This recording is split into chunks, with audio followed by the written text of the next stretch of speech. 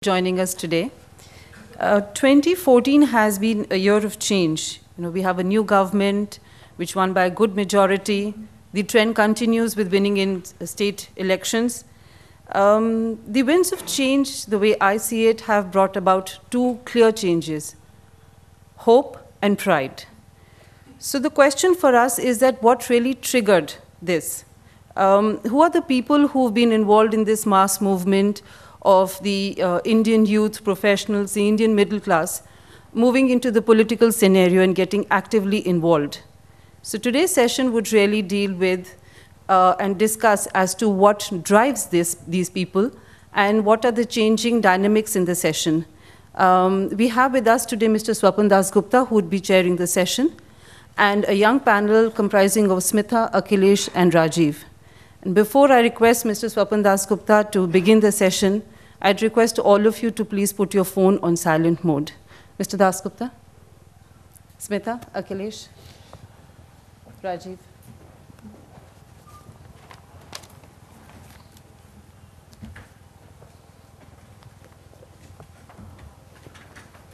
Mr. Dasgupta, may I request you to begin the session? Yeah.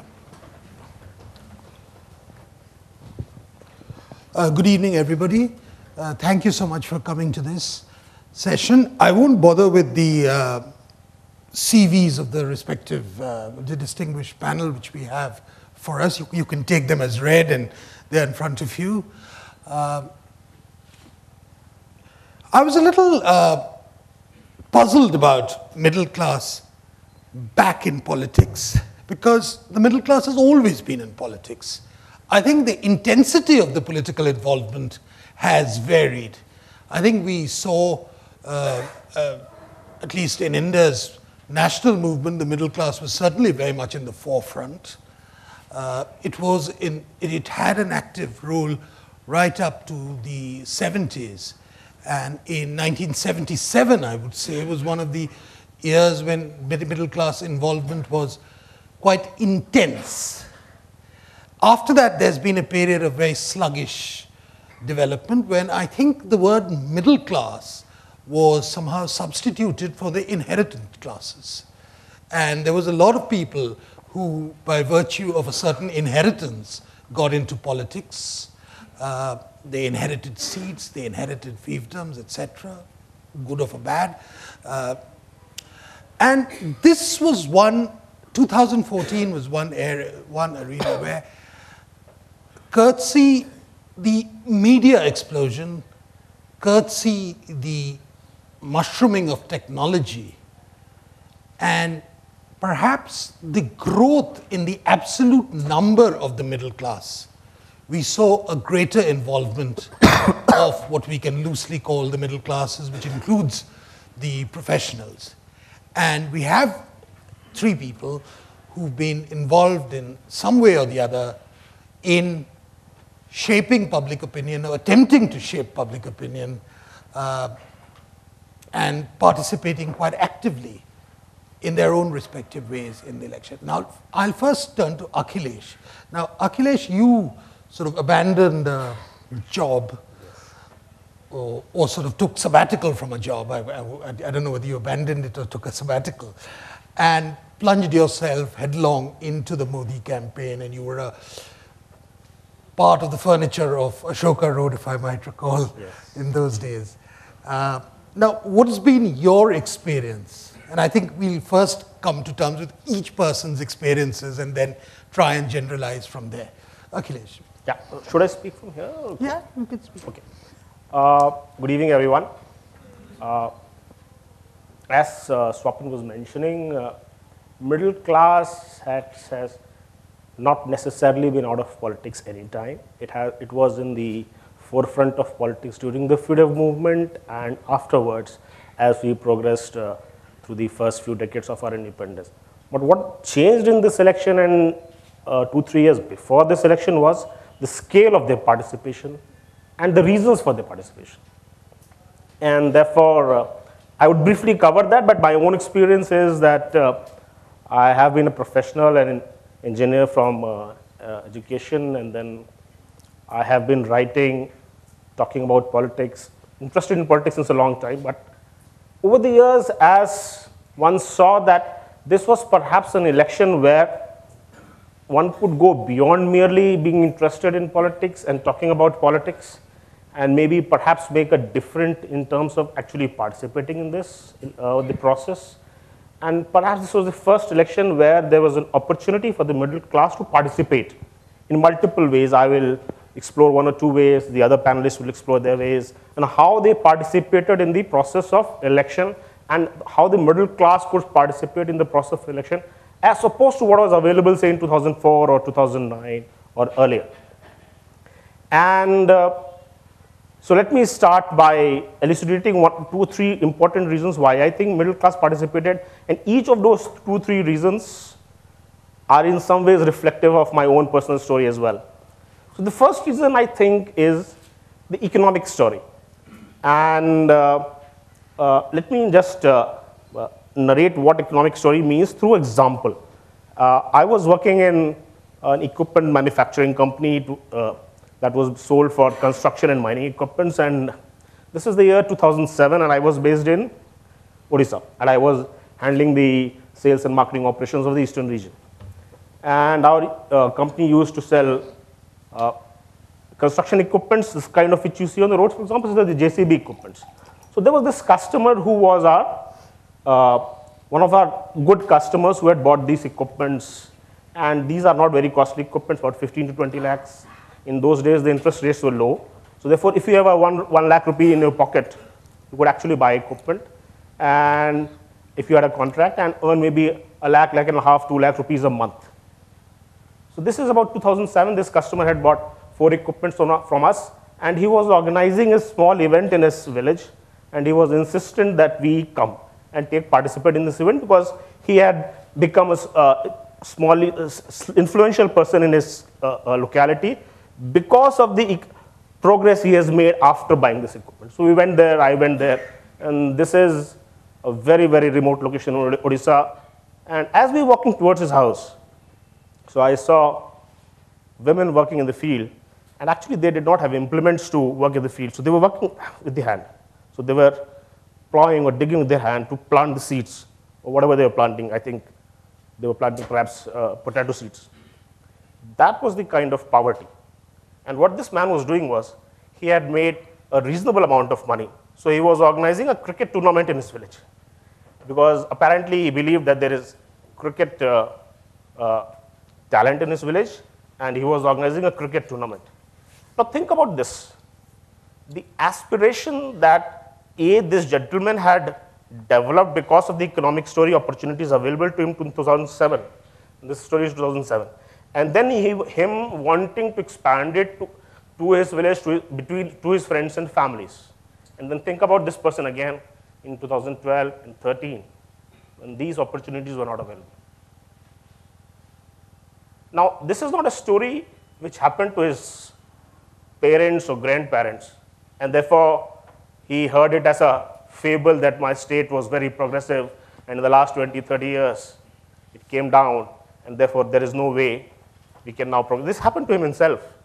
He was part of an economic dream for a period beginning early 2000s, and therefore because of that economic dream, economic upsurge, he had raised his standard of living, raised the standard of living of his family, his friends, his village, and then that, as the opportunities in the construction industry, the mining industry, industrial production, manufacturing, and so on, started coming down. His economic aspirations started coming down.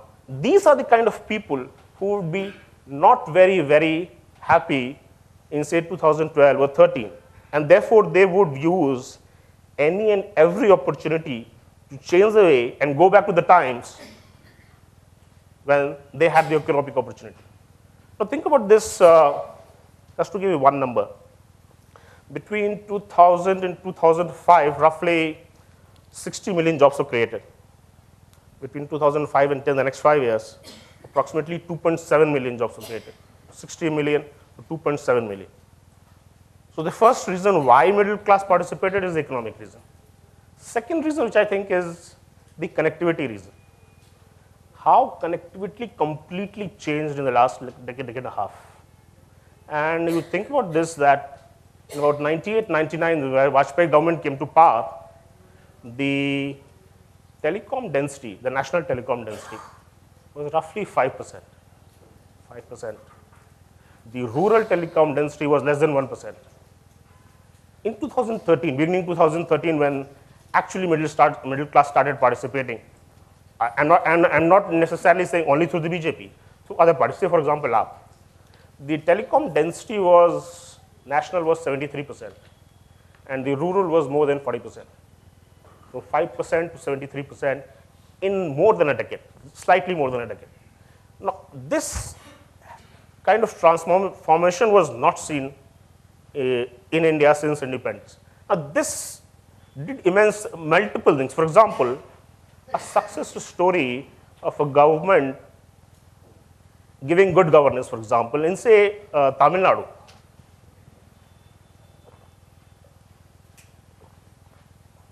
Or Gujarat. It would no longer take 5 years or 10 years for that story to be heard and seen in UP, Bihar. It could be heard the next moment because of this teledensity. And this connectivity did not increase only because of mobile connectivity. That is just for example. This connectivity increased because of the spread of television, for example, spread of digital media, spread of roads, and because of the opportunities created in the first decade, the growth, spread of migrant labor activity. A labor who was in UP or Bihar was going to work in Gujarat or Madhya Pradesh and was seeing development there in not only manufacturing, in agriculture, for example. And what are the kind of things that were being done in agriculture in Madhya Pradesh? Would come back to his village and spread those stories. And for those stories would spread in the village, in the tea shops and mohallas. Why, if that is happening there, why it can't happen to us? So, connectivity. The third, which I differentiate slightly from connectivity because it's important, is the spread of digital media. What the digital media did was, it gave a platform to people who did not have a platform earlier. So if you felt something, you may not have had a platform to express it, perhaps except through letters to editors. And the letters to editors was at the discretion of the editor to publish. Here, there was no discretion, you could publish whatever you want. You could publish it on a Facebook post, you could publish it on Twitter, you could publish it in a blog, you could publish it on YouTube, and so on. And this, as people started publishing the experiences, their expectations, and so on and so forth, and since I have been part of this experience from say 2009 or 10, I've seen that this was an organic movement of people first organizing online and then using the online medium to organize offline. And when you start using online medium to organize offline, this is how it reflects. And the fourth and the final thing is, I think, is the young voters. This is the first election where people born after 91 voted. And that number is not small. Roughly, and I have seen these numbers because I'm also writing a book on this subject, roughly 40 to 43,000 people, young voters, first-time voters, came in every constituency.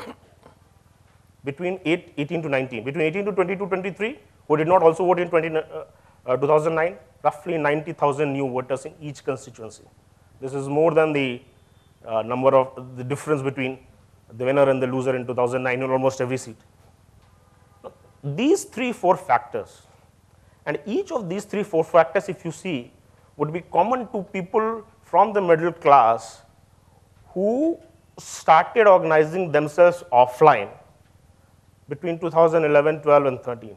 The 2011 protests, the anti-corruption protest of Anna and India Against Corruption and Baba Ramdev. Now this is, people had come on the streets, and this is a very important phenomenon which has perhaps not been that deeply explained. That people were on the streets in the 80s and the middle of the 90s. But for a decade, about a decade and a half, people had gone off from the streets because the economic activity was keeping them engaged. But they were back on the streets in 2011 and 12. There was a difference. In the 80s and the 90s, the people were on the streets for identity issues. On their masjid, and so on, Temple, Mandal. But this time they were for Lokpal. And when they came back again on the streets in 2012, this was on December 16, it was again on a women issue. None of these were identity issues. These were issues which were actually rising above identity issues, and where the middle class could get involved. And people like us, I mean, I have seen people who have never, and I know them from since childhood, have never ever talked about politics, ever. And they took time to campaign for A particular party or B particular party. I mean, BJP, Mr. Modi himself, but for AAP, for example. And the reason for this is the aspiration that they could, within their lifetime, be part of a story, a successful India story, which could become an economic powerhouse, at least in Asia, if not around the world. And then they saw this dream going away. And they were still young, and they had within their power to take back their dream. And perhaps this 2014 election was their way to take back their dream. At least this was my motivation. Thank you. That's fascinating, because here you're talking about an upsurge against what might loosely be called the wasted years. Yes. And that's a very powerful motivation. And it's a motivation which I think drove a lot of very unusual people. And I think the next speaker is one of those. She could have opted to become a banker's wife. With no disrespect to the banker who's sitting in the last row. But she decided, and she's based in Singapore most of the time, but she chose to take about 4 months off at the request of Mr. Modi, and was one of the very few women volunteers belonging to a particular class. I mean, you know, normally we don't associate the English language speaking women to be part of the BJP. Somehow there's a sort of aesthetic repugnance which some people have had for that.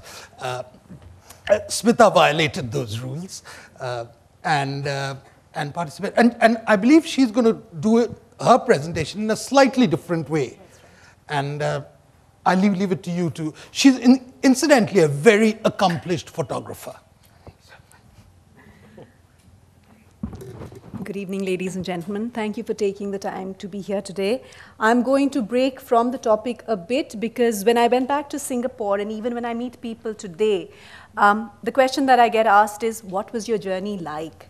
That seems to be fascinating, you know, for a person like you to be a part of a political campaign, and that too working out of the BJP headquarters, that seems to interest people. So I will share a photo journey, since I'm a photographer too. Before I begin, I wanted to give you a glimpse of what my normal life looks like. I'm a therapist. I work in a mental health clinic in Singapore, and my area of work is addictions. These are my colleagues. That's my clinic. When I'm not working at the clinic, could we have lights down, please? Can you have these lights? When I'm not at the clinic, I also exhibit my work. I do photography, fine art photography, and I try and have at least a couple of exhibitions a year. This exhibition was at the India, you know, it's right across the right across the road. This is a door in Singapore. This is Jantar Mantar in Jaipur. This is the door across from my husband's school in Calcutta. And this is Singapore during Chinese New Year.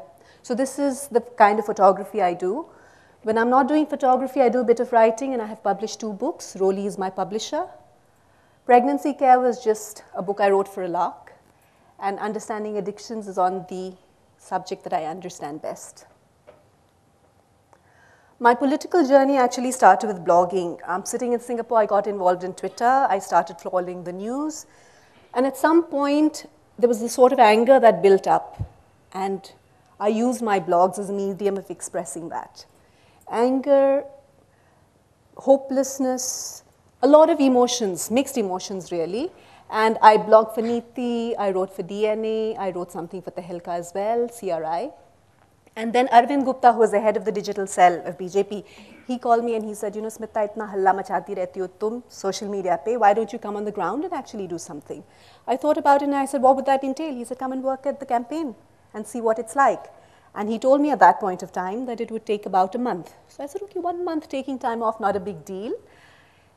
As he realized I was serious, he pulled a fast one on me and he said, you know, actually 1 month is not good enough.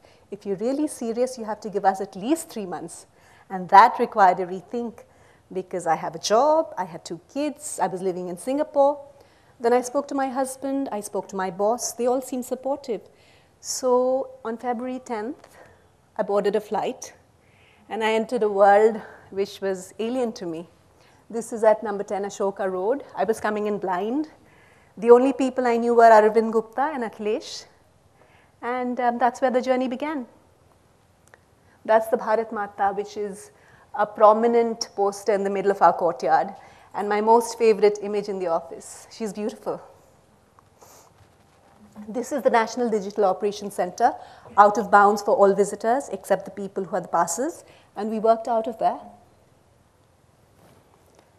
The guy on the top left is Sandeep Dikshit. He's a fund manager. He was head of the volunteer unit. Next to him is Vivek. He's again a volunteer from Bombay.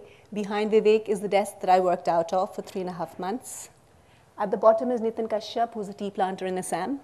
This is the kind of people that we had get involved in the project.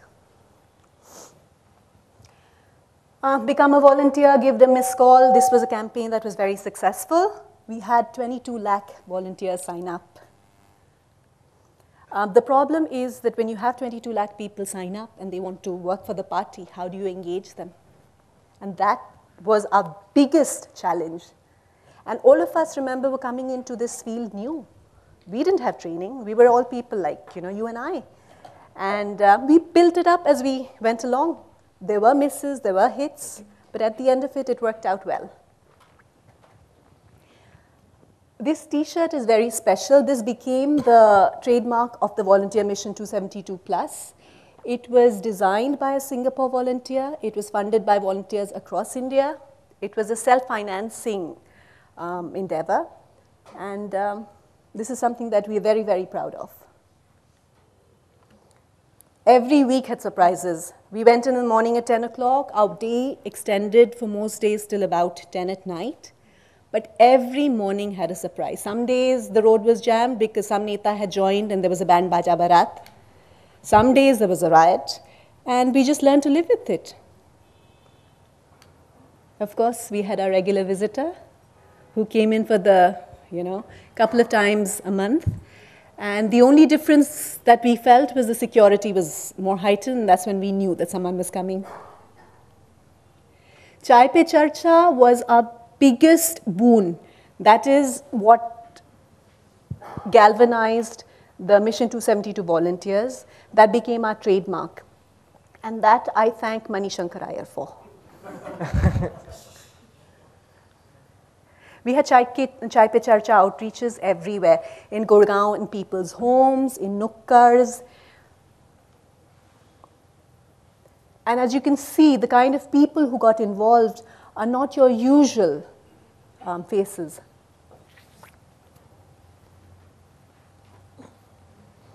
I also had the opportunity to attend a Lucknow rally, which was quite interesting on many levels. At every rally, the Mission 272 people had a small booth, and they used that to raise money. You could pay 10 rupees, and you got a receipt, and you could become a member. And the minute you paid 10 rupees, you see, you had to buy into the party. Suddenly, you were a part of this whole mission, and it seemed to have an impact. That is the Mahila Morcha of the party. We had a small wing in the Lucknow rally. What I realized is that for the first time, how difficult it is for a woman to be a part of a rally. It was long hours. You had to wait for hours for the netas to speak, and many people spoke before your star speaker. Also, there were no toilets. And for women, that was a big issue. Of course, there was also violence. One day, as I was going out to drop my volunteer at the gate, I was caught in the middle of a tamasha because the AAP guys had decided to attack the headquarters. So far, the headquarters was my sanctuary. It was impregnable, we were safe, And then suddenly the myth got busted because we had water cannons, we had stone pelting. Soon after the attack, I went back to Singapore during Holi to be with my 2 sons. And it was interesting because a lot of people, especially the naysayers, said, "Kaha tha na, mat karo ye sab, tum bhag ke aa gayi na wapas." And I had to actually tell them that, no, I had just come to see my boys. I wasn't running away. I was going to make him win and then go. Ours was a pan-India outreach. One of the people who helped us the most was Nirmala Sitharamanji. She came with us to Bombay. She spoke to our volunteers in Delhi. This is with Nirmala ji in Bombay. And in the bottom, I'm with my volunteers in Assam. It's interesting because when you're in the Northeast, you feel very cut off from the center. So for our volunteers, the very fact that somebody from Delhi had taken the time to be with them made a huge impact. I had only about 15 T-shirts left by then. We gave them those T-shirts, a few pamphlets, badges. The enthusiasm level just skyrocketed. For the first time, we had women like you and I join the campaign and go door to door. The first photo was at Panchsheel Enclave. We went to India Gate, pretty much everywhere in Delhi. The last one is when we went booth to booth on the day of the election in Delhi. And of course, the last frontier was Varanasi. 26 of us boarded a train. All of us didn't have reserved seats. But we made do, typical Indian jugaad. A lot of the guys slept on the floor, as you can see. When we went there, Varanasi was sweltering. It was hot. The place where the volunteers were staying was awful. It was a dharmshala. That was the only thing available. We didn't have cars because Sapa had requisitioned all the cars. So one guy went out and he got these orange gamchas. And that seemed to galvanize people. So we just spent so much time wearing those on our head. They bled. They stained our T-shirts, but it didn't matter. We had some sort of a branding. And in the bottom, the gentleman in the pink turban is Colonel Gurdeep. He's an interesting guy, retired army officer who was a part of the campaign. And he wasn't a part of our Varanasi team. But in the morning, suddenly I see this guy with a beaming smile. He said, "Colonel Saab, aap yahan kaise pahunche?"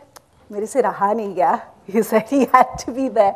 And he was amazing because you can't see the stamp on the roti clearly, but each roti says, "Ab ki baar Modi Sarkar." He had taken over a dhaba called Yadav Dhaba, and he came from Delhi with a machine which churned out these rotis with this stamp. And it became a raging hit. We had media people camping at the dhaba. We had Sapa send the cops to close down the dhaba. So it was this whole drama. But it was mission accomplished, and the rotis were delicious, by the way. Varanasi, for a lot of people who don't know, is primarily rural. So we went from village to village. On the left, there is Sandeep Dikshit, fund manager from Bombay, in his turban, you know, going in his toli. The lady that I'm speaking to is a teacher who teaches the blind. And talking to people like that gave us a sense of what the aspirations of the people on the ground are. And it made us realize how at odds it is with what we understand in the city. And that itself was a learning. We went to the ghats. I'm sitting with one of the volunteers in the middle of the night at Varanasi because a lot of the people, after they shut their shops at the ghats, like to sit around and do their adda. And that's when you get a feel of what the vibe is in the city. And after spending a few days in the ghats, there was no way Modi was going to not win. There was just no way. You could spin whatever story you wanted in the center, but Varanasi was BJP. Of course, in the midst of the election drama, there was a protest at Lanka Gate because Modi was told that you can't campaign. And given the magician that he is, he turned that into an opportunity as well. So all of us went, we protested at Lanka Gate, and that also turned out well. When we were not campaigning, we also tried to lead a normal life with 2 canteens. The first canteen served 24/7 supply of chai pakoras. The second had a more eclectic menu. You got idlis and a thali, if you were lucky. The guys on top are the guys off-duty guards. And no matter what happened, come rain, come sunshine, even on the day the AAP guys attacked, they had a corner where they played carom. They didn't care. If they were off-duty, that was it. And of course, there were constant media people. Andhra Bhavan is one of my favorite places, was one of my favorite places in Delhi. I don't want to see it for the next 10 years. Because if we didn't eat at the canteen, that was our default place. In the midst of the campaign, we also had 2 weddings, and life went on.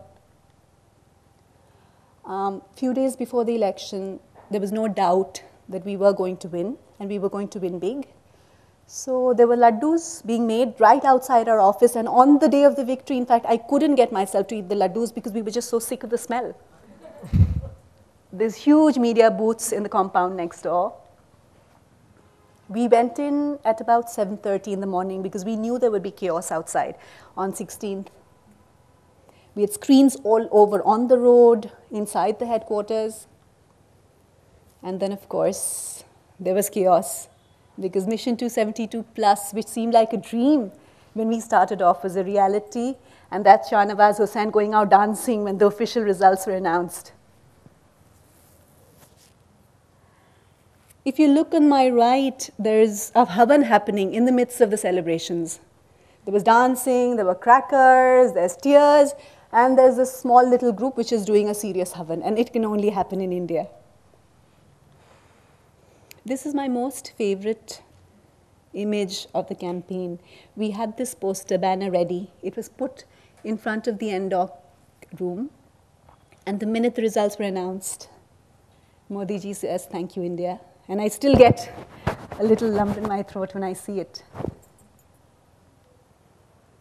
Of course, we had our celebrations inside the NDOC office also. For months, we had brainstormed and we had fought and we had strategized inside this room, and now it was celebration time with the entire team. And of course, we had to have the Namo Chai stall right outside. So my in-laws came to have Namo Chai. My mother, who's here today, had to come and have Namo Chai. And last day of NDOC is when we've all wound up. All the people that you see in the photograph are not in Delhi. We've all packed our bags, moved on with our normal lives, but it has been a journey of a lifetime. The crackers are because the Prime Minister-elect was visiting that day. And this is where my presentation ends. He came, you can't see him because he was mobbed. I just got a tiny little snapshot. And on the 18th, I took a flight back to Singapore. Chopin, I think that about sums up the presentation. Well, thank you, Smita. I seriously suggest that you transform this into either a book or some sort of an audiovisual thing. It's recording a moment in history, and since you were very much central to the whole thing. And I must say, you had a far more exciting time than I did in 15 days in Varanasi. I have to say it was exciting. There's no doubt about that. Sitting in boring committee meetings is far less exciting than traipsing the ghats. That's right. Rajiv, of course, didn't participate in this sort of robust fashion in the election campaign, but he's someone who believes in influencing public opinion through what he knows best, writing. And I mean that's something which is dear to my heart because I do that for a livelihood, where you do that for a pastime. What's been your experience? I'll just speak from there.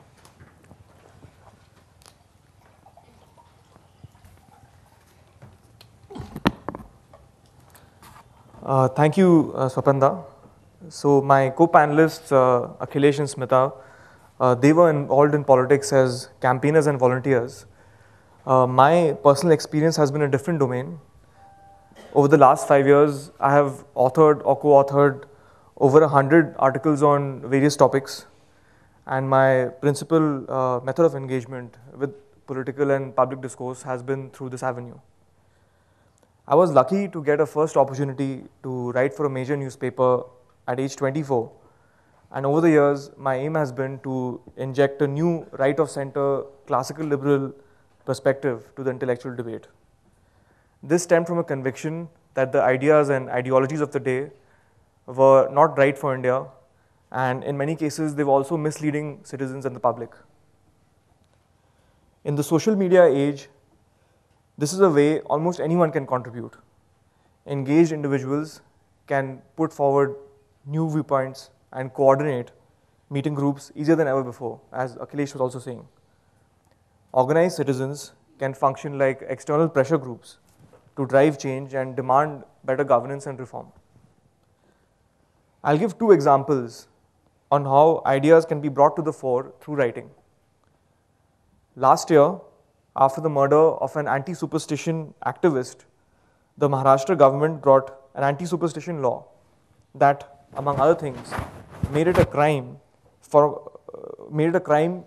to be from a particular sect that was known for fringe social practices, that was known to practice fringe social practices such as scavenging and necrophagy.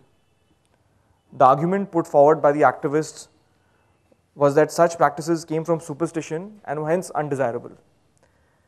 In fact, the activists who had called themselves rationalists wanted to ban whatever they considered to be superstitious.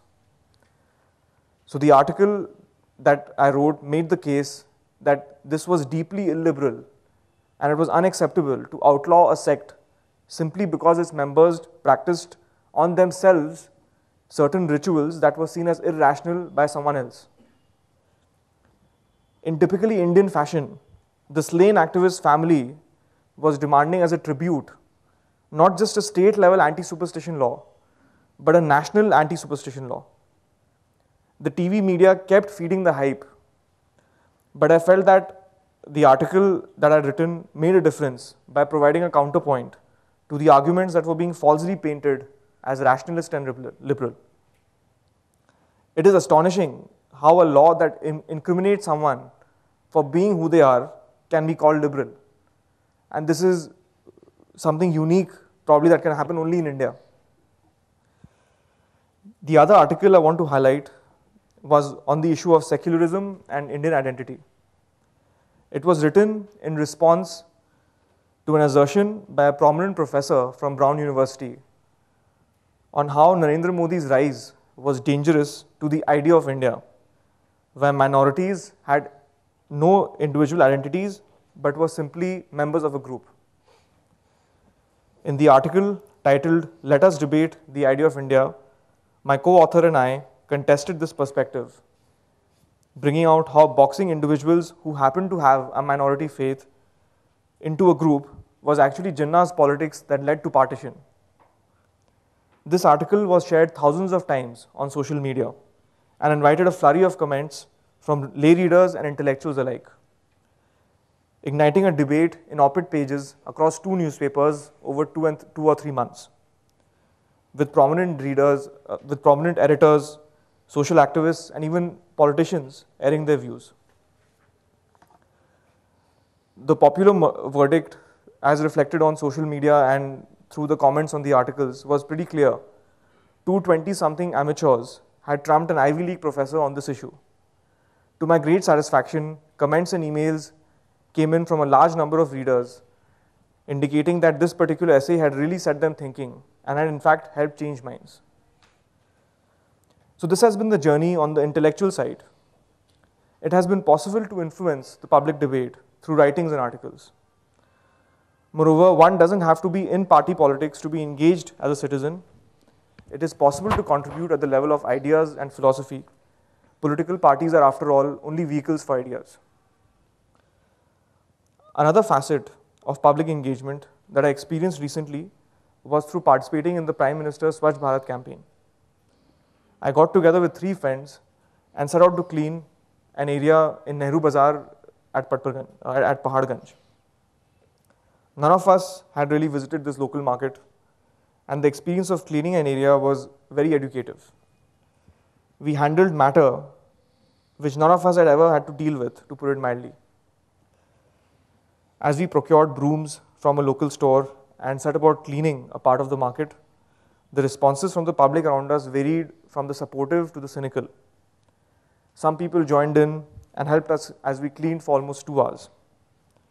A random uncle kept questioning the point of it all. He tried very hard to dissuade us, but nobody was really listening to him. Others asked why we were doing it and what was our real agenda. Passers-by would see a bunch of young people cleaning up and stared with curiosity. One of them pointedly commented in a positive way that अमीर घर के बच्चे अभियान चला रहे हैं. Again, volunteers cleaning a dirty market area for a few hours may not entirely solve the cleanliness problem, but that's not the point of Swachh Bharat anyway. I see it as a campaign to change mindsets and habits that we Indians have become comfortable with. Cleanliness in public areas can be achieved if each and every one of us thinks twice before littering. And if the Swachh Bharat campaign achieves that sensitization, I think it will have served its purpose. Moreover, coming from relatively privileged backgrounds that most of us do, it can be personally transformational to participate in cleaning waste in a public area like this, even for some time. It provides a different perspective to have done it oneself. Participation in public debate or political life doesn't have to be episodic, tied to elections only, or under the aegis of a political party. My experience has been that one can make a difference by being engaged, active, and vocal. And you don't have to be an eminent historian or a political scientist. Thank you very much.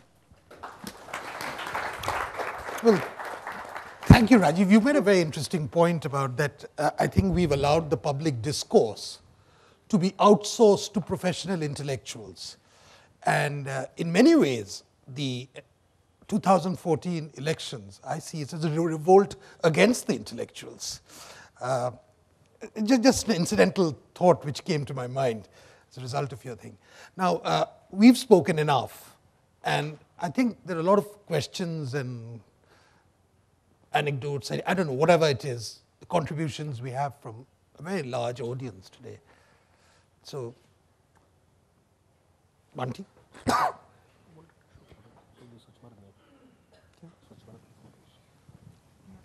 Madhurendra Jha, I'm a lawyer in Delhi. I wanted to ask Shrapan.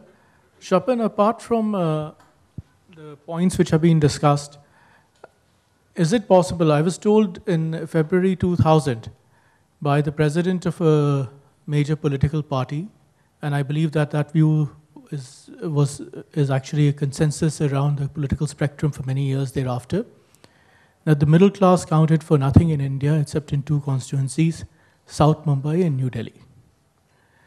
And is there an issue that now with, in most states, politics having becoming most constituencies with two or three, having split most of the vote between two or three parties, that is it possible that the middle class is in a position to assert itself because of being a swing factor, a swing constituency, to determine who will win? Yeah, well, you see, there's been a transformation in India between 1991 and 2014, something which Akhilesh alluded to in his contribution, and we all recognize that. There's a greater degree of prosperity in India. There's been a greater degree of urbanization in India. I think we can safely say that about 45% of India is in some way or the other linked to what can be called the direct urban economy. There's been far more important, I think, there's been an attitudinal transformation in people of as to who constitutes the middle class today. I mean, that to my mind is very crucial. It's people who aspire for what we call middle class values. It's not necessarily that they've reached that stage. In the 1970s, the person who had a two-wheeler was considered middle class. I think it is true that the person who has a two-wheeler now, and I'm not meaning the youth who do it just for a lark, because it's a more convenient and a more more exciting way of traveling. I think we are seeing everybody in terms of the amount of investment people, individuals at every level are making for the education of their children. So in different ways, whether in the forms of their access to consumer goods, their job aspirations, everything, they're becoming better. So in terms of trying to quantify the middle class, it's going to be a hellish experience. So that'll be an interesting, I don't know, Rajiv, if you know of any studies which have actually been able to quantify it. But certainly, I would say that today the middle classes constitute an autonomous bloc, voting bloc. May not be a uniform voting bloc, but certainly an autonomous bloc, whose sectional interests must be catered to by political parties. The BJP was always accused of being essentially middle-class party, by which people meant that it was a party of traders. That was the definition of the BJP at that time. I don't think that definition holds any longer. So I think why we are discussing this subject is important, because these are just three random individuals who come from non-political backgrounds. I mean, they're non-political in the sense that their families weren't directly involved in politics. I mean, everybody is political in some way or the other. And how they get into politics because of the changed environment. And I think we're likely to see a greater degree of political activism in traditional institutional politics, rather than look for elusive or utopian alternatives, or the one-way ticket to Manhattan, which was, in my days, considered to be the most meaningful contribution. And just to add to that, I think the size of the middle class has also increased dramatically. So even comparing 2004 to 2014, I don't think it's a completely fair comparison, because almost a decade of 7% plus growth has probably added millions more people to your middle class constituency. And one final point is that the turnout statistics in this election, the ones which the CSDS, for example, has done in its thing, shows a disproportionate rise in what can be loosely called middle class turnout in this election. Maybe the middle classes were sufficiently excited and motivated into voting, which they may not be for local elections. My name is Kalidhar. One question to Smita, that what motivated you to join, since you were not a political person, motivated you to join BJP against AAP or Congress or some other party? One.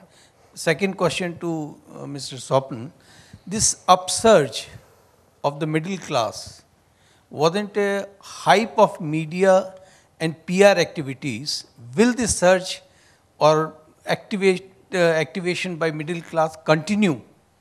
Because they are now finding it that ambitions and various things which were raised are not being met. Will this continue? I'll answer the first question first. Why did I get involved in the first place? Well, sitting in Singapore and following what was happening in India at some point became very frustrating. It was all very well to sit in the living room and talk about what was wrong with the country, but what was I doing as a citizen? And the second thing was opportunity. If Arvind hadn't said, come, it's difficult for a person to just get headlong. And also, to be fair to the party, the Mission 272 Plus outreach was an amazing innovation. To be able to involve that many people in the electoral process is a one-of-a-kind endeavor, I think. There was passion, there was anger, there was frustration, and of course, there was Modi. If it had not been for Modi, I don't think I would have come to vote. I would have still actively blogged and tweeted perhaps, but I might not have come down to campaign. For the troops to get motivated and galvanized, you need a good general, and he's a general I believe in. The second question is why BJP? It couldn't have been anyone but BJP. Congress was not an option. They've had enough time to ruin the country, and you see the state that they left it in. AAP was not an option because while their intent might have been good, you cannot run a country based on dharnas. You have to have a game plan, you have to have proper planning, and AAP only knows how to do dharna as far as I'm concerned. And ideologically, I'm a right-of-center person anyway, so BJP was a perfect fit. Yeah, talking about the media's contribution to the middle class upsurge, yes, there has been a staggering media explosion. And that media explosion is something which we can date back to as late as 1996. Really, it's the electronic media which is responsible for it, because it allows uninhibited access to everybody, and the introduction of satellite television too has been a great. Yes, I think to a large extent the news channels have contributed to enlargement of interest in public affairs. although some of it may seem a bit crass, some of it may seem a bit sensational, I think at the end of the day, there is an awareness, particularly in the smaller towns, where there's not too much by way of other extraneous entertainment available. I think television often takes that place of entertainment in your living room, provided there's power. So yes, the media has played an interesting role, but I think the reason for that upsurge, I think Smita has really summed it up, because a set of circumstances, it's really the context. You see, Narendra Modi's rise was defined by a context. In another context, he may not have been so appealing. But it was this particular context of what they saw as a wavering government, missed opportunities, indecisive leadership, etc. Everything sort of coalesced in his favor. Now, if there is mounting disappointment, and I believe that you're being unduly harsh by believing that 8 months is a time to judge a government, I think the interest of the middle class is going to stay. Perhaps what might translate into apathy is the extent of middle class turnout in elections. I think that's one thing. But the interest is there, and I think middle class involvement is there to stay in India. It's going to be a factor now. So Indian politics has to be redefined in terms of some of the older assumptions which centered on populism, on how populism was defined itself. I think will have to be reshaped. That's at least my feeling about this. There was a gentleman from there.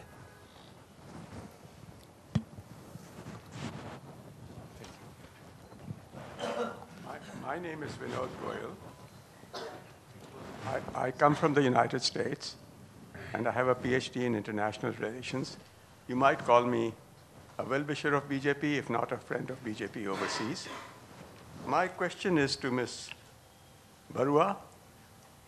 In your campaigning and in your activities, how would you know that your campaign attracted the middle class and not the almost the entire population of India?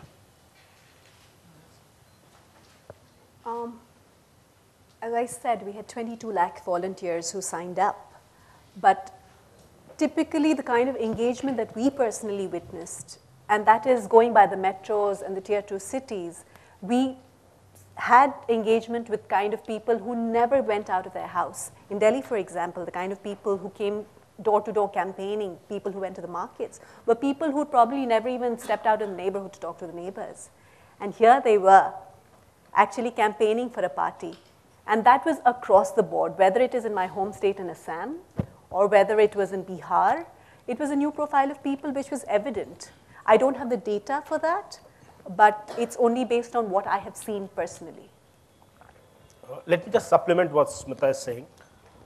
In 2009, there are roughly about 52 to 55 urban constituencies in the big 6-7 metros. The BJP was wiped out of these 52 to 55 constituencies. They won roughly 7 or 8 seats, wiped out of Delhi, Bombay, and so on.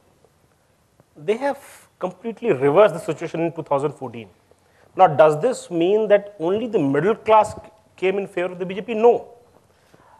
The scale of this victory is not only because the middle class voted for the BJP. What is under discussion is why did the middle class also got involved in the politics? In terms of not only voting and coming out to vote on the actual voting day, but in engaging before and during the election, in engaging in various ways, as Smita engaged, or as Rajiv engaged, or as various other people engaged. So apart from people who would normally come out and vote in states like UP or Bihar or elsewhere, the classes which were absent in terms of getting engaged in 2004 or 9 got engaged during this election. And I think that's the debate. I think that's very important, because I think what is very clear from everybody's thing is that there was sufficient anecdotal evidence to suggest that large numbers of people who were hitherto uninvolved in politics were getting excited by the prospect of change. And this was something which anybody who went out saw for themselves. As to why the media chose to not recognize this phenomena till about the last 10 days of the campaign will remain an enduring mystery, perhaps not so much of a mystery.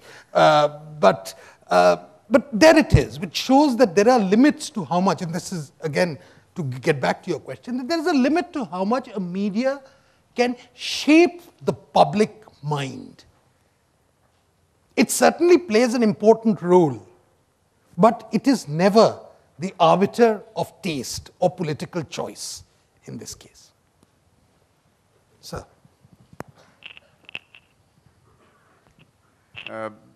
Not much of a question, but some self-doubt. Mr. Akhilesh Mishra, you mentioned that the country and the people came on streets, and that was a very big change point. Now, to my mind, I may be wrong, it happened only in Delhi. Even when Anna Hazare did the same thing in Mumbai, the response was lukewarm. So does it mean that whatever happens in Delhi can be taken as the talisman and that is applicable to the rest of India? I don't think there has been that sort of an upsurge which you saw for Lokpal or for 16th of December. It happened in Delhi, in any other part of the country. Number two, in terms of the popular upsurge and everything else, the motivation for the middle class to come forward, whatever middle class means, it's still a mystery in spite of whatever has been explained.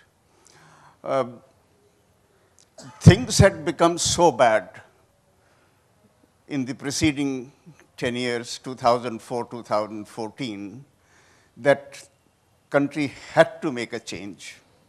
There was absolutely no room left for people to continue to dream and forbear something.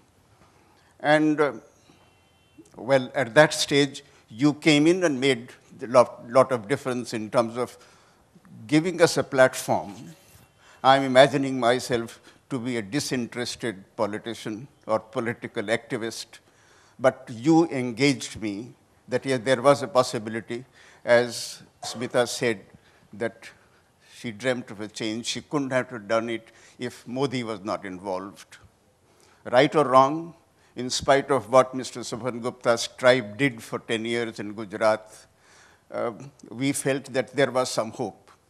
So that, whether it can be endured, that is one question. The second thing is that we were told that this country, winning or losing elections depends on the rural masses, notwithstanding whatever happens in the middle class homes or in media or anywhere else. 2004, 2009 was certain amount of a change. India shining was lost sight of, and rural India did not very much make a difference. It was urban India, the active involvement of the urban classes that made a difference. So coming back to the same thing, the streets in Delhi, do they speak for the rest of India?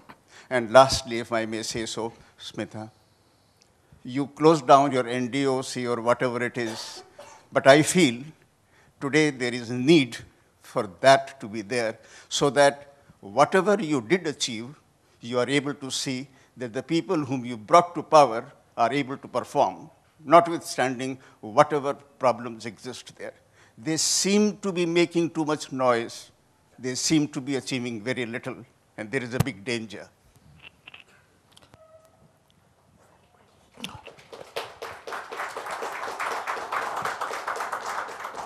Can I just answer first? Yeah, sorry. Go ahead. Yeah, no, go ahead. Yeah, okay, sorry.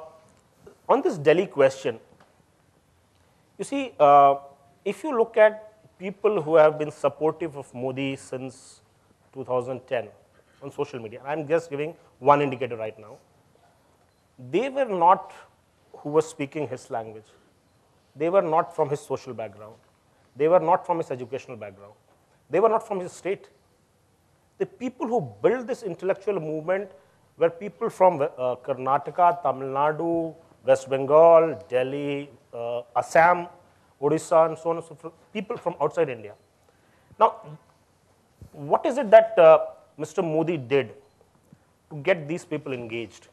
And I'm talking of a large number of people, is that their own aspiration, and Swapan used this word, that is the difference how you define a middle class. We also asked this question, that instead of having achieved a certain per capita income or a certain other things, it's the aspirational value. And that aspirational value was triggered by that man, that it is possible to work within the same systems using the same people to achieve things. And we no longer have to look at China, for example, or the Europe, United States. We can do it in India within using same people and same systems. So Delhi, the media covers it. Delhi, there was street mobilization. People were not out in Bombay or elsewhere. Does not mean they were not engaged. As we said, there are multiple ways to engage, and street protest is just one of the ways to engage. Rajiv Mantri was engaging himself. So when things he was finding himself not in tune with, he was engaging himself in the way that he thought he could engage. And therefore, similarly, other people were engaging themselves. Just to give you one metric and why people got engaged, there are roughly about 60 to 65 million unique visitors on Facebook every month. This is among the highest in terms of any website in India. Google and Facebook roughly compete who is the number one website in the country. 60 to 65 million unique visitors. Now, so there were volunteer-driven platforms which were projecting what Mr. Modi was doing in Gujarat. There were other people who tried later from Kejriwal and Congress Party and so on. But what was Mr. Modi doing in Gujarat? This was done from 2009 and 10, volunteer-driven.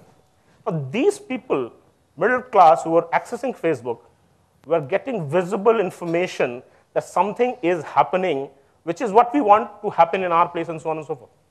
And therefore, they may not have been out in the streets because there was no avenue for them to be out in the streets. But they were imbibing this, reading this, understanding these stories, talking about these stories within their friend circle, family circle, and keeping themselves engaged. And when the first opportunity presented itself, to volunteer for the campaign, for some, to vote for in the election, eventually for the others. But they did get engaged. So your question, does Delhi reflect everything? Of course no, and I would not want Delhi to reflect anything. I mean, as we move out of Delhi, it is much better. But in terms of perhaps, because the national media is present here, Delhi does reflect. And finally, to one last comment, Swapan's tribe. You mentioned Swapan's tribe and what they were doing about Gujarat. Swapan was the one gentleman who was taking on the rest of the tribe. Thank you. Yeah, thank you. Yeah. Thank you for that. Just one thing to add also, in addition to Facebook, I think even so people who are above 40, 50 years old who are not so active on Facebook, they are there on their phones with WhatsApp. So I think all these factors put together really made a difference. Hello, I'm Vijay Kaul, social worker and activist. Well, to my mind, middle class is very fickle. Middle class was completely upset by the previous regime, and therefore they wanted a change, and the campaign came at the very right time. So you did a tremendous job in making the people aware of a leader and fueled their aspirations to a great deal. But now is the role where you have to also justify the way you built a leader, whether he delivers, whether the same middle class does not get disappointed and discouraged and disappointed in a very, very short time.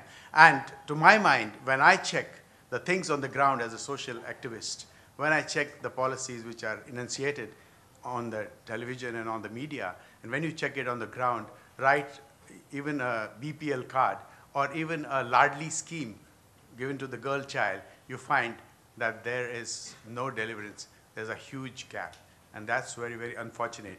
So we may not get carried away by the media hype. The middle class has got carried away by the media hype, but it will not last very long. So it's very important for people like you also to create the checks and balances. Thank you for that, but may I? I'm very sorry to interject. I came walking all the way from there because I wasn't visible. If I may ask a question, please. I was really interested in this topic. My name is Deepanjali. I was formerly a business journalist for the Times of India and now a communication professional in Delhi. And it was precisely because of this topic that I took time off from work and came. two observations, one of which is linked to the question the gentleman asked here, and the other to the question and the rush of applause that came after the previous gentleman's comment. My understanding is when we say why is India's middle class back in politics, do we mean right and center right? Because that seems to be the views of the panelists present. I'm pretty much in that same sort of boat.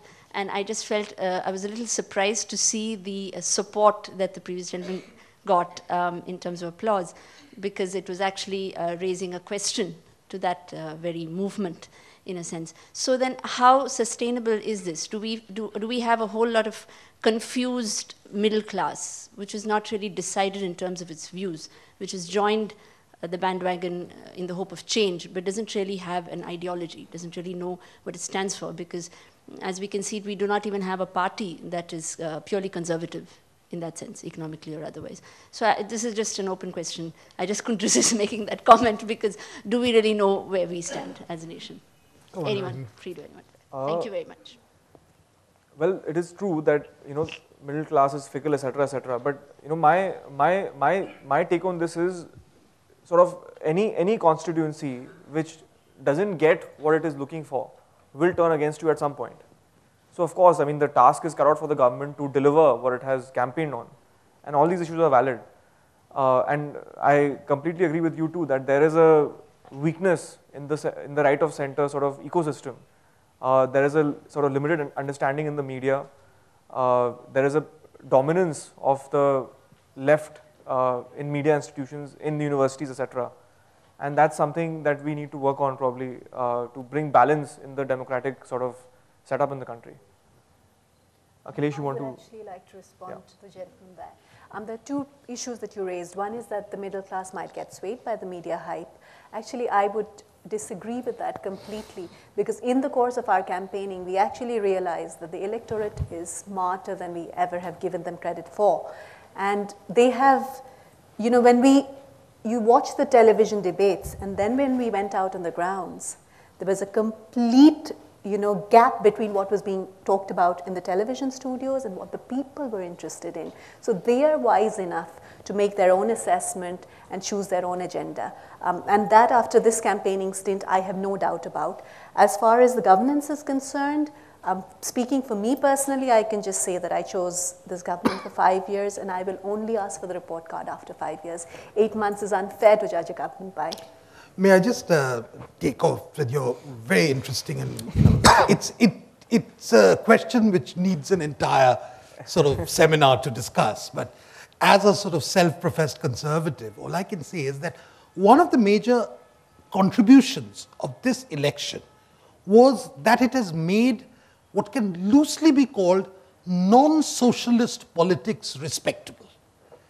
Now, if that constitutes a modest advance from what used to be there earlier.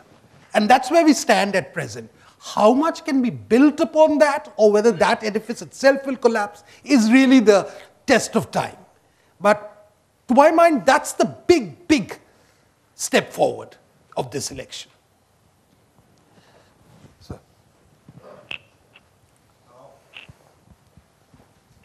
Swapan, the move to what you're saying is very interesting, that the socialist politics has been moved.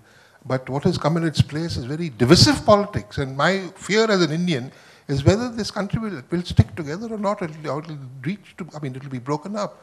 I mean, the way the things are going is very, very frightening if you're an observer. I quite appreciate that you've been moved by this thing what has happened, but the fact of the ground is that the people are very unhappy.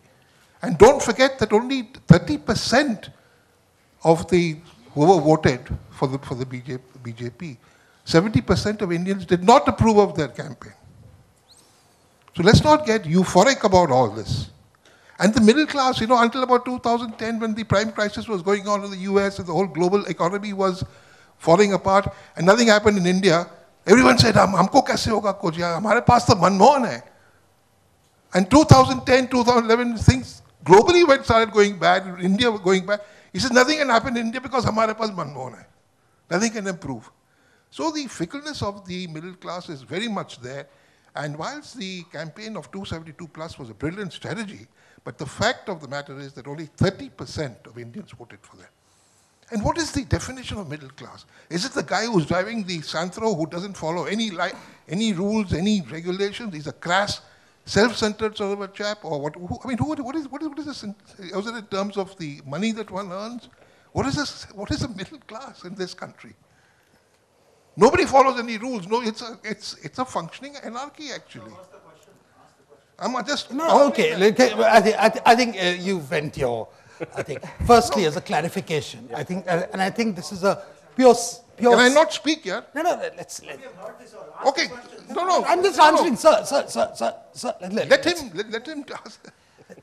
So I think there's a necessary clarification that the vote for the BJP and the NDA was 38%.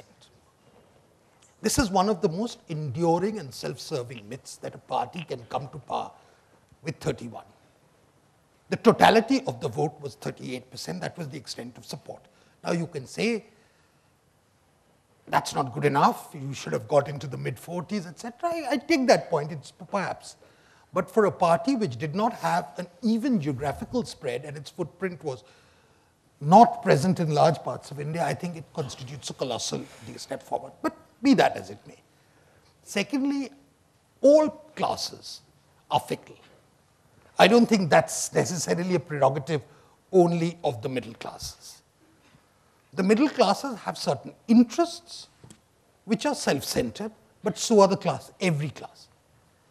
The very rich have their own self-centered approach. The poor also looking for what's good for them, they think.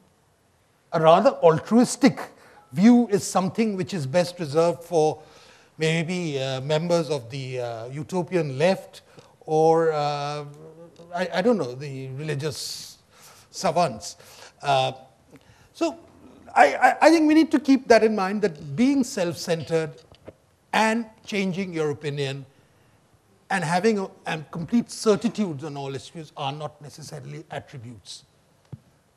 That a democracy only functions when voters can never be taken for granted.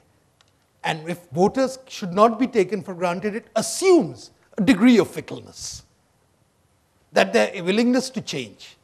So that's what keeps the institutional pressure on the system to try and deliver. May not be the entire thing. Thirdly, I think it's important to note that governance in India attaches a disproportionate importance to the role of the state. And this is something which Raji perhaps, or even Akhilesh might even want to. There is always the belief that what is the government doing? To my mind, the important question is the government creating the larger environment which people can take advantage of? If they're doing that, if they're keeping a firm grip on the monetary policy, if they have a law and order which is okay, if they're taking care of the fact that there is no impoverishment at the lowest level, I think these are some of the basic minimum we expect of government. Anything else normally is an optional extra, and in most cases, like the running of Air India, turns out to be counterproductive. So these are different philosophies of how we may approach the whole issue of what constitutes governance. And I think you may have a point that it might be necessary for this government to be a little more forthright in actually stating where it wants to proceed. To my mind, it's got two priorities in its economic agenda. One is to make the ease of doing business in India, and secondly, which is linked to that, which is this Make in India. If these two are fulfilled even in a half decent way, you'll see a big transformation of the country. As far as the divisiveness of the thing is concerned, yes, you may be right in expressing fears of a fringe, but I think the problem will arise when the fringe gets into the mainstream. I have yet to see apart from the pages of the English language papers, the fringe actually entering the mainstream. They're very, very much fringe.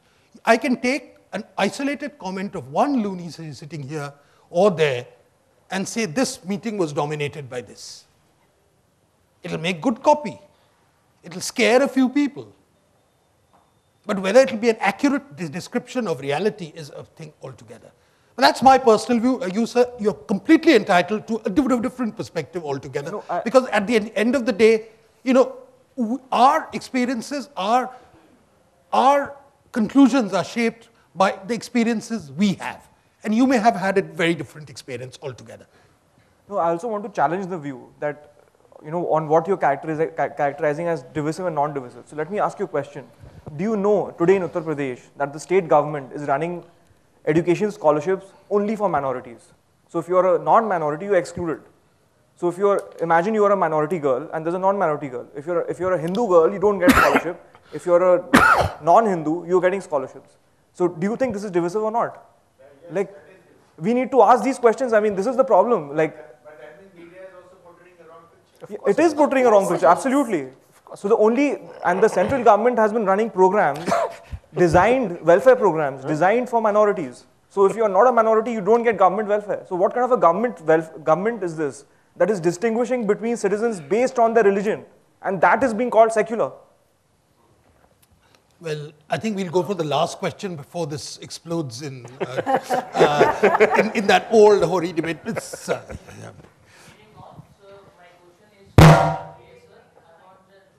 Him that what was your state of mind when you left your job and you joined BJP National Campaign in 2014? This is I've still not been able to understand what was my mind then. Why did I leave my job? But I have been somewhat politically inclined since from my school days, college days, and so on. And I began writing blogs in 2008 and 9, before 2009 elections actually. And at some point of time, perhaps I wanted to get more involved in politics. But as I narrated one or two experiences, you see, the experience that I narrated of Odisha, this is not just for making a good story. I have seen this personally happen to families that they started investing in their education of their school children because they had enough money, started earning enough money through good resource,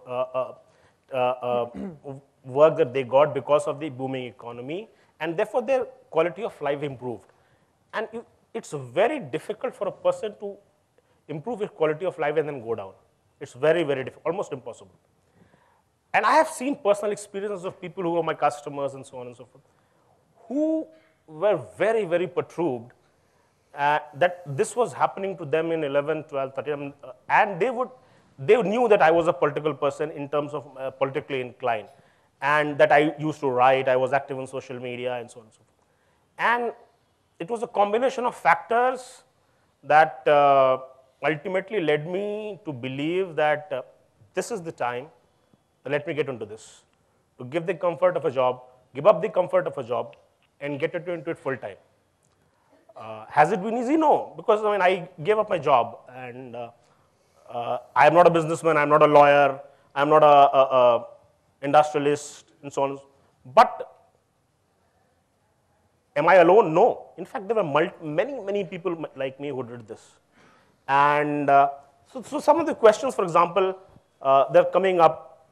I don't necessarily these questions as something wrong, that 8 months they're judging the government. Or normally a government is judged in 5 years. It's actually their expectation from this government. And it's up to the government to live up to this expectation. In fact, not only just live up to the expectation, also to manage this expectation through a communication process, that this is what we are doing now, which is what we'll do in 2 years or 5 years and so on.